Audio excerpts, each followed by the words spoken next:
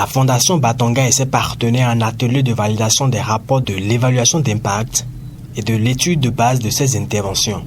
L'objectif poursuivi par cette assise est d'enrichir les éléments d'apprentissage, les recommandations et les améliorations à l'approche d'intervention de la Fondation.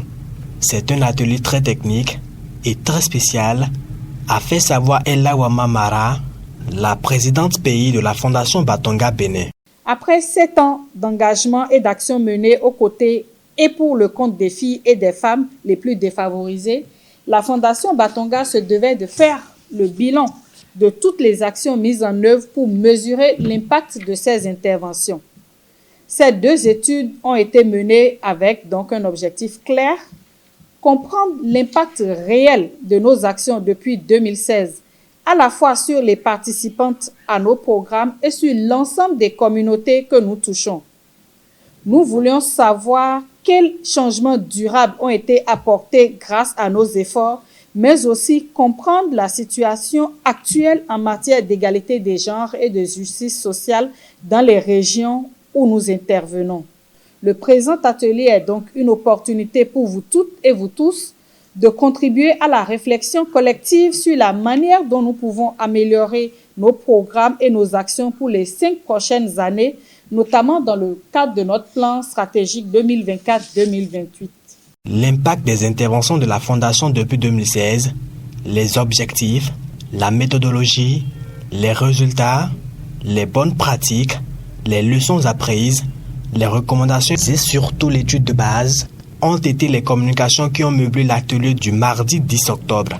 Le secrétaire général du département du Mono, Arnaud Segla Agon, apprécie les actions de la Fondation qui visent un bien-être des adolescents et des jeunes femmes. L'atelier donc de ce jour vient à point nommé, car il permettra à cette fondation d'avoir un outil opérationnel sur les années à venir en vue d'orienter ses actions par rapport à la protection des droits des femmes. Au niveau donc de notre juridiction administrative, nous ne pouvons qu'accueillir avec joie cette volonté d'accompagner le pouvoir public en ce qui concerne la protection des droits de l'homme que la Fondation Batonga mène.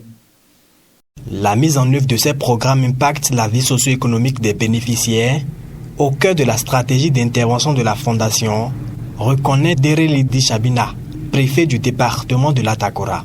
En organisant et en nous associant au présent atelier de validation des rapports de l'évaluation d'impact et de l'étude de base pour les interventions, la Fondation répond à notre double attente constamment exprimée dans le cadre de la coordination des interventions dans nos départements.